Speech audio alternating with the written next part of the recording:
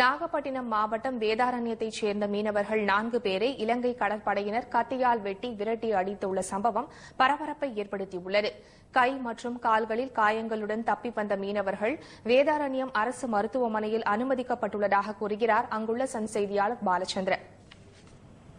நாகை மாவட்டம் நம்பியார் நகரைச் சேர்ந்த 50க்கும் மேற்பட்ட மீனவர்கள் நேற்று மதியம் கடலுக்கு மீன்பிடிக்க சென்றுள்ளனர். அவர்கள் கோடியக்கரைக்கு தென்கிழக்கே மீன்பிடித்துக் கொண்டிருக்கும் பொழுது திடீரென்று நள்ளிரவில் இலங்கை கப்பற்படையினர் மீனவர்களை சுற்றி வளைத்துள்ளனர்.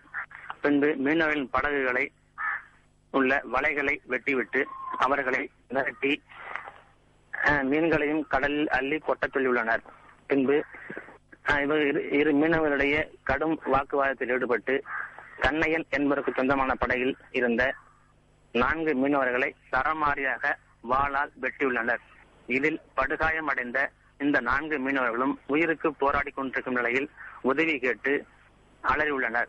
இது சத்தம் கேட்டு பக்கத்தில் உள்ள மீனவர்கள் இந்த 4 மீனவர்களையும் மீட்டு வேதாரண்யம் தாலுகா ஆறுகாட்டுத்துறைக்கு கொண்டு வந்து கரை சேர்த்தனர்.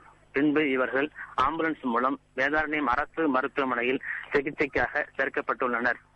மீனவர்கள் வெட்டியதில் படகு முழுவதும் ரத்தம் சிதறியிருப்பது மிகுந்த வேதனையாக உள்ளது. தமிழக மீனவர்கள் ராமேஸ்வரம், காரைக்கால், நாகப்பட்டினம் ஆகியோர் தொடர்ந்து தாக்கப்பட்ட நிலையில் நேற்று நாகை நம்பியார் நகர் மீனவர்கள் தாக்கப்பட்டது மீனவர்கள் மத்தியில் பெரும் அதிர்ச்சியை ஏற்படுத்தியுள்ளது. இச்சம்பவத்தால் மீனவ கிராமத்தில் ஒருவித பதட்ட நிலை நிலவி வருகிறது.